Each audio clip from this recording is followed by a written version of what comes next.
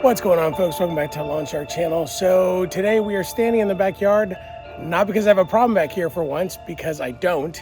I actually have no weeds that I really am worried about. I'm sure I have something in there if I really look carefully, but for the most part, it's pretty clean back here. But I do have a couple little spots up front that are giving me a little bit of a headache. Let me show you what that looks like. All right, so I mowed the front lawn today and it looks really good. In fact, we still have it a half an inch and it's greening up really, really nicely. But we have this clover patch right here, which was, I think, something that I missed when I sprayed earlier in the season. And then the other issue that I have is right here, which is, if you see like all these little red dots everywhere right there, that's all oxalis. And so when you look real close, you can kind of see what it looks like. It's actually coming in. We hand pulled stuff right there, but you can see a little bit in the flower beds right underneath there. And then that's pretty much it. We've got another patch of clover in here somewhere. I need to go look for it. So it's a pretty small problem that we have here. I do have one other thing I want to show you guys. So right here where my neighbor's yard borders, you can see that we've got a little bit of nutsedge coming in, and then I mowed so you don't see it, but there is a little bit of nutsedge right along there. And the product that I'm going to use is not something I use normally for nutsedge, but I'm curious to see if it'll work on it. So we're going to do a little bit of a test and see if that works. But in the meantime, let me show you what we're going to do. So we're going to use our trusty TZone. So if you guys remember, we've used TZone a couple of times in the last couple of years. TZone is a product that I really like. And the reason why I like it is because it has some really good herbicides in there that are pretty trusty and they have never let us down, especially when it comes to clover and on the oxalis side. So the three main ingredients that we have in here is triclopyr, sulfentrazone, the 2,4-D. So what I was going to do was use the Weed Be Gone, which was the gray cap or the black cap. I think they're interchanging them now. And I wanted to use something straight from Home Depot, but unfortunately it is not safe for Bermuda. So I had to find an alternative, and the more research I did, the more it led me back to my trusty TZone. And so that's what we're gonna use today. Now TZone, one of the things that it does warn you about is they do not want you to use this more than a couple times a year. So for the backyard, I did a full coverage spray, but in the front, I was only doing spot spraying, and that whole area that I missed is where we have weeds right now. So that's why I think we're okay, because I didn't spray there already, and it's gonna be a very small batch. Typically, I will do probably 2 gallons per front and back. And this time I'm just going to do 1 gallon. I've got a couple other places like I showed you with nutsedge, but also on the side and on the back of the yard, just a little bit of spot spraying that is not in the lawn. Actually, it's in the area where I have my air conditioning. So I don't need a lot, and I'm going to go ahead and do that today, and hopefully that'll take care of our problem. And then we'll pretty much be done with weeds for the entire lawn if this takes care of it. All right, so on my last video when we were talking about fungicides, I talked about wearing PPE and how I'm trying to do a lot better about that. So, you know, for this stuff especially, anything that's an herbicide, I think that you have to be really, really careful. And so you want to wear gloves for sure. You want to wear long pants. You want to wear shoes that are not going to let you get a lot of this product on you. It is going to absorb through your skin, so wear PPE. One of the cool things about this is that we can actually measure off right there. Now I'm gonna have to take some of this off because I don't need that much. I'm only gonna use about 1.5 ounces in a gallon of water inside of my Field King, and that'll make a gallon of water with the product. Just make sure that you agitate it real well so that it's not on the bottom. It doesn't like settle, so that it doesn't settle down here on the bottom of the tank. And then we'll be done here in just a few minutes. So let's get that all mixed up. All right, so a couple things to keep in mind is we want to fill this thing up about halfway and then put in the product and then fill up the rest of the way, agitate it, make sure it's really full. One of the things I do want to talk about, since we are talking about safety, is that this product is your responsibility. I want to make sure that everybody reads every label carefully and make sure that it's safe for your lawn, and then also make sure that you understand the safety requirements for you. Now, one of the things I mentioned in the last video is that I'm not always great about using PPE. I'm responsible for me, and you all need to be responsible for you. So just want to make sure that you're doing that. You're reading the label, make sure you understand the warnings, you understand the effects that it will have, not just on your lawn, but in the environment. If you are interested in that, I personally am. So just make sure you're taking care of all that. So let's get to it. Halfway full of water, and then we will fill it the rest of the way once we get some of the product in here. It's not a lot, because like I said, I'm not doing a whole bunch in here. In fact, I'm not going to dump this out, so I'm just going to dump half of this in here. There, that's about half. Oh, and then another thing too is the TZone does not require a surfactant. It's pretty oily product, so it will stick to the leaves, but we also want it to absorb through the roots as well, not just through leaf absorption, but you don't need a surfactant with the TZone, which is kind of nice as well.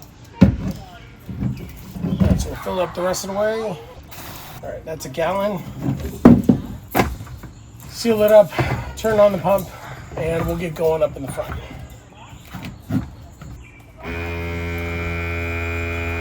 So while this thing's filling up, I do want to mention one last thing, and keep in mind this is a two-part video. It's not going to be two videos, it's one video, but stay tuned at the end of the video so you can see results. I'm going to wait a little bit, make sure that we've got good results, and then we'll come back and I'll show you how everything looks in about a week or so when I start seeing things change, and make sure it changes before we do anything else. So stay tuned for that. In the meantime, let's get to the front.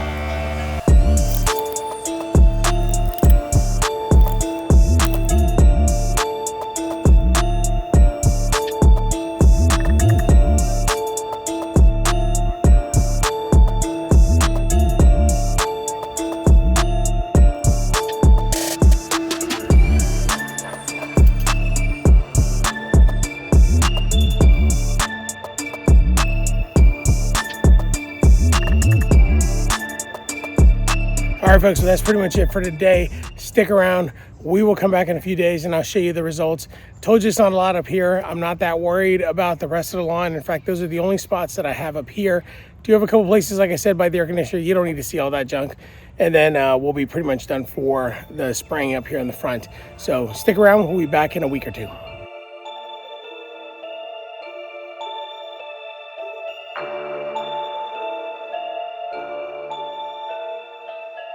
It's been a few days and you can see that it's a little bit on the discolored side where we sprayed the TZone, but it looks like it's taking care of most of that oxalis.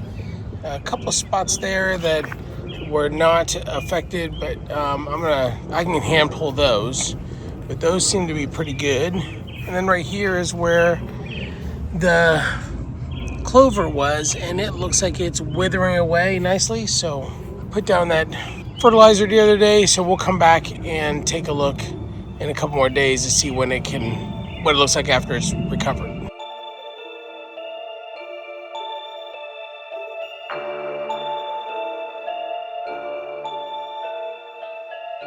Well, you want the truth? Here's the truth. I screwed up. Let me show you what ended up happening in my lawn.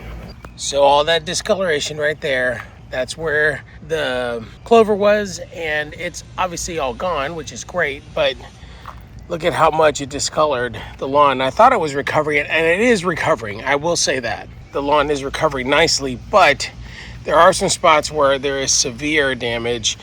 This will recover, that will recover, but right here is not going to recover quickly. Now, I'm not as concerned about the Bermuda. Now, if this had been in the back, I would be pretty pissed off, to be perfectly honest with you, and I would be really concerned. But because it's on the Bermuda grass, I have no worries whatsoever about what's gonna happen here. It's gonna recover just fine. It's just gonna take a little bit of time. I may have to pull some plugs out of the good grass and put it in here, but other than that, we should be in good shape. The problem is that when I read the label, I saw that the label said that it was good for Bermuda. The part that I didn't read was the fact that it's good for Bermuda if it's dormant. And my grass is definitely not dormant. This is high season for Bermuda growth, and just have to pay attention to these things. So when I said earlier on in the video where you need to read the label, you need to know the ramifications of what's gonna happen in your lawn, I should have taken my advice and read it twice and made sure that I was good to go. So let that be a lesson to you. Don't screw up the way that I did. Now, like I said, of all the things that could have happened in my lawn, this is like the least that I'm worried about, because it's not like I killed it. It just has put quite a bit of a hurting on it, and I may have to do some plugs if I want to recover. But the Bermuda is going to spread out. It's the middle of growing season. Bermuda grows extremely fast, and so it will recover. And literally the summer just hit, like the first day of summer was just a few days ago. So we have a lot of runway to go before we run out of growing season. So, you know, we all make mistakes. And I'm going to be the first one to admit when I do something that I shouldn't do. Other than that, I mean, we took care of the oxalis and we took care of the clover. We have nothing left. And we even got rid of a little bit of Bermuda. So if you want to get rid of Bermuda, this may be a good way for you to do it. But I wouldn't recommend it. There are other better ways to do that if you need to take care of that. But I love my Bermuda and it is going to recover. So I'm not terribly worried about it. But just stick around. In a few weeks, we'll see it all back to normal. So anyway, I hope you guys have enjoyed this video, at least if you've enjoyed seeing me suffer a little bit and eat crow. But if you have enjoyed it, give me a thumbs up. Feel free to comment down below and beat me up. I deserve it. And if I've earned your subscription, please subscribe down below. Trust me, I don't always give bad advice. So you can subscribe with some confidence that I will give some good advice. And if you want to be notified of future videos, don't forget to hit that bell, and we'll see you on the next one. Have a great week, everybody. So if you stuck around long enough in this video, there is one more thing I want to remind you of, and that's that I have another channel called The Shark Shed. I actually just put up a video this week. I'd appreciate if you guys went out there and checked it out. I'll put a link up here in the eye, and let me know what you think. Thanks a lot. Have a great week.